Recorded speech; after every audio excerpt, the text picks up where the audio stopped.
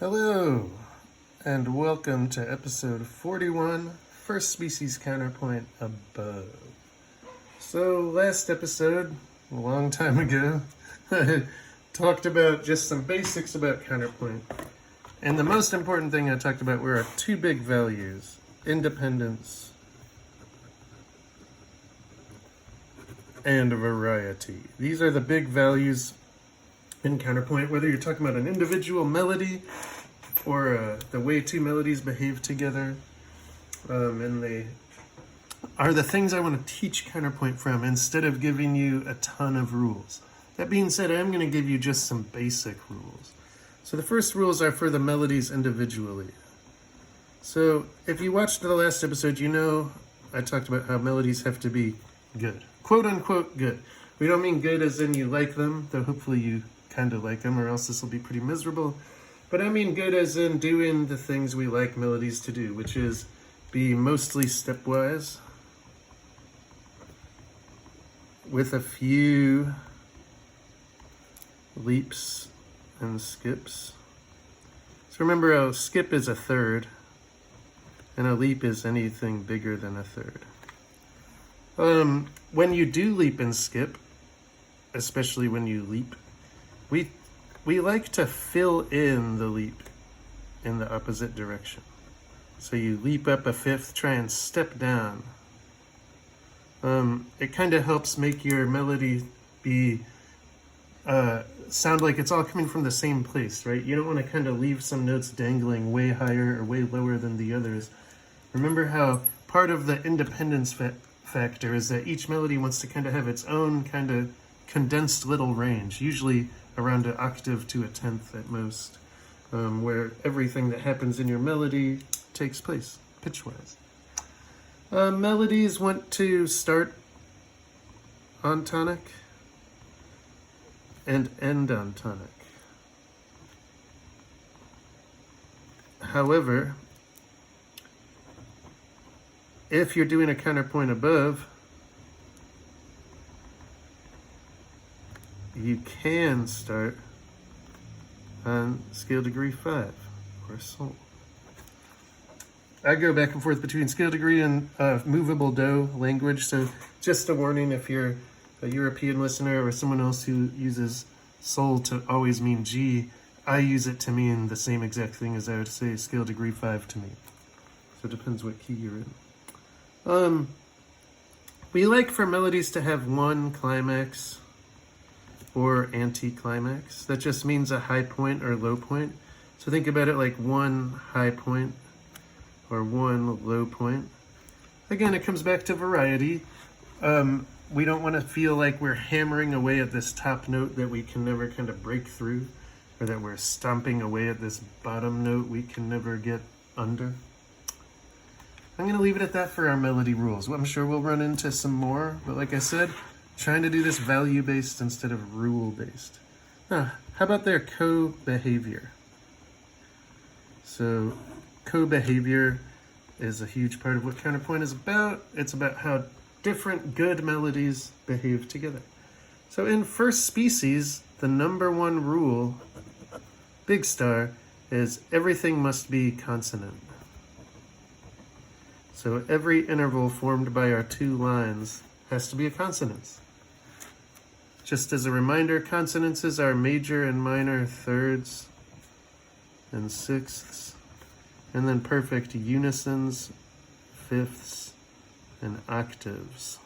And then any octave doubling of those, so like, or octave compounding of those, so tenths, thirteenths, octaves, twelfths, fifteenths even.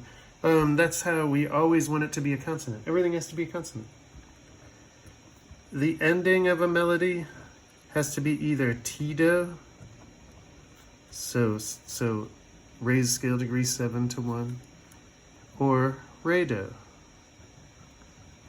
And so you have two melodies, you're going to have one of each. So the ending is very conventionalized.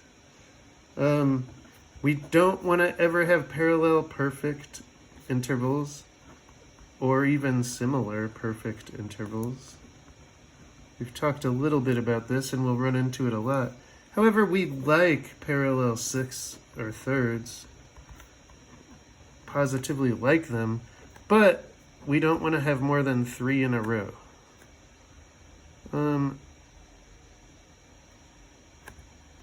Yeah, you can have 3 in a row or anything less than 3 in a row, but you don't want to have more than 3 in a row, sixths or thirds. Why? Because then you feel like your melodies are locked in and lack independence, right? Right, and that's enough rules. Let's get going. So we're going to use Fuchs's Dorian Cantus Firmus. Now, I'm going to write it in treble clef. You should know that counterpoint is often a point in one's musical studies where one is introduced to the C clefs, alto clef and tenor clef. It's also a point in one's studies where one is often introduced to modes. So we call this Dorian's, or Fuchs's Dorian Cantus Firmus, but we're actually going to write it in plain old minor. We're going to write it in D minor. Now normally it's written in D Dorian, and just so you know, quick, super easy explanation, Dorian is just like minor but has a B natural instead of a B flat, a raised 6th scale degree. We're just going to write these in our normal major and minor scales, and for minor scales we're going to kind of follow the melodic minor rules. So that means we're usually going to raise our T at the end, raise our Te to a T, so raise our scale degree 7. And then if we need to ever, we're going to raise that B flat to a B, but only when we need to. And basically only towards the end. Speaking of the end is a great place to start, the end and the beginning. So I'm going to write the Cantus Firmus below, the counterpoint above. And we're going to want to end on D. Now we could end on the same D or the next D higher. And I want to immediately refer back to our values. So independence and variety. If we end on the same D, we're going to be kind of locked into the same range, right? This guy is all within this D4 to A4 range. And we don't want to step on that melody's feet. Each line wants to have its own little registral space. So we're going to end on this D instead. These are double whole notes. A lot of times we like to just end our counterpoint with those, but not everyone does that. So let me just play you this counterpoint.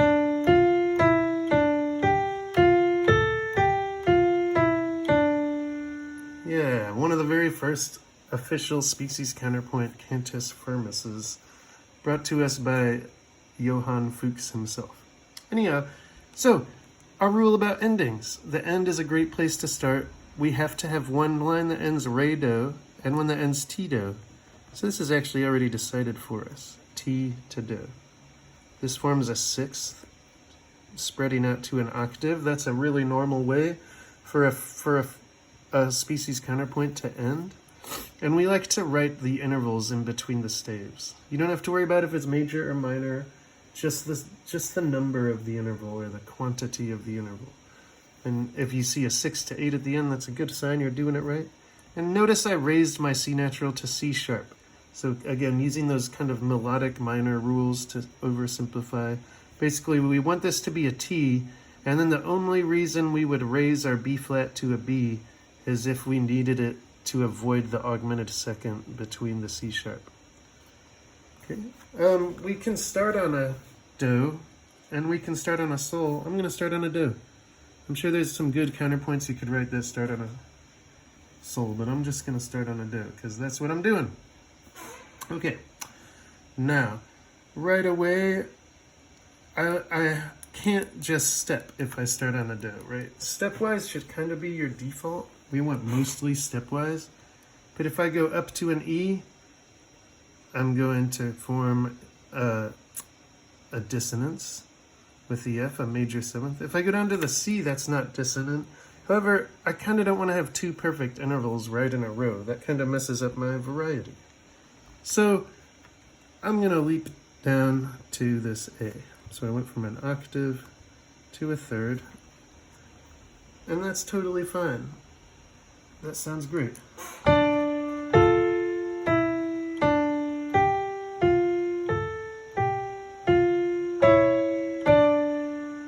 highly recommend doing these at a keyboard. We're on a notation program you can keep hitting play and listening to. Sometimes you'll make mistakes. Your ears will notice that your brain did not, or your eyes did not. Now, I'm gonna continue stepwise down. That gives me 2/3 in a row. I didn't want to step up because I'd step into a B flat with which with E forms a diminished fifth. We can't have that. But now I have to worry about our independence, right? I've got 2/3 in a row. I don't want to get to where I don't have any independence, so I'm going to go up now to this perfect fifth with D. Now this is good too. We want variety in terms of what sorts of intervals we create. They all are consonances, but our imperfect consonances, thirds and sixths, sound a lot different than our perfect consonances, octaves and fifths. So it's easy to have only perfect intervals at your beginning and ending. Sometimes it's hard to squeeze in some perfects along the middle of your melody. So if you get a chance to, I say take it. Now I'm going to step up, form a third. I could step down, but if I step down, I'm going to get onto the register of this one. You can have unisons, but since this melody hasn't even reached its high point, I feel like if I go any further down right now, I'm going to kind of get tangled up in that melody. So moving up. Okay, and then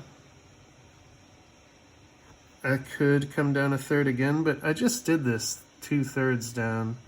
And you don't want to have too much, anything that sounds kind of like a motive, right? That kind of would stick out. Those thirds, these thirds. So that messes up the variety. When you have a motive, it literally means you're kind of doing something the same twice. You don't want that. You don't want motivic material in your counterpoint. So instead, I'm going to go up to the closest consonants, this sixth, the closest imperfect consonants. Now I have this.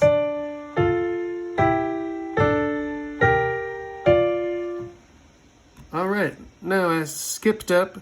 So when I can, I like to fill in my skips and leaps with stepwise motion in the opposite direction, and now I can. I can step right down to this third. Now I only have 2 notes left to join this thing in the middle.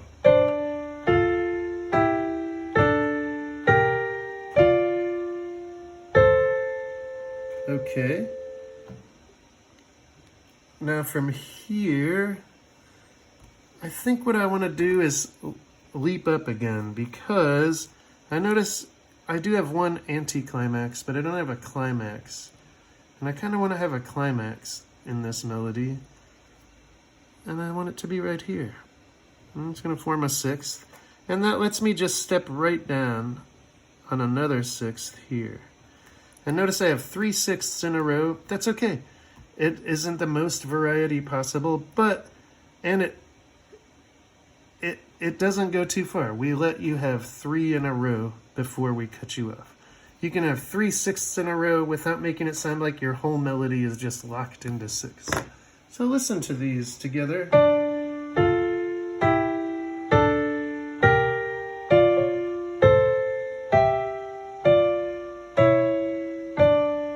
Right, and listen to them individually. We already heard the Canis Firmus, but here's our counterpoint.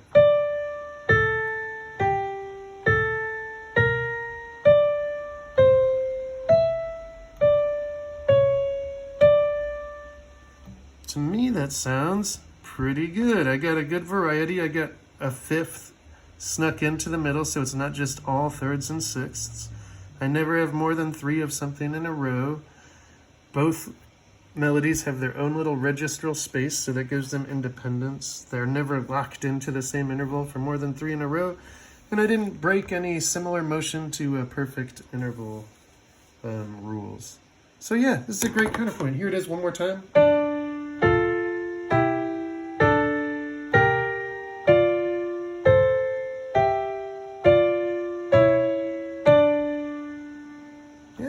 One last thing, I'd recommend you use a pencil with an eraser. I kind of planned this out so I could do it in pen. Eraser's your best friend.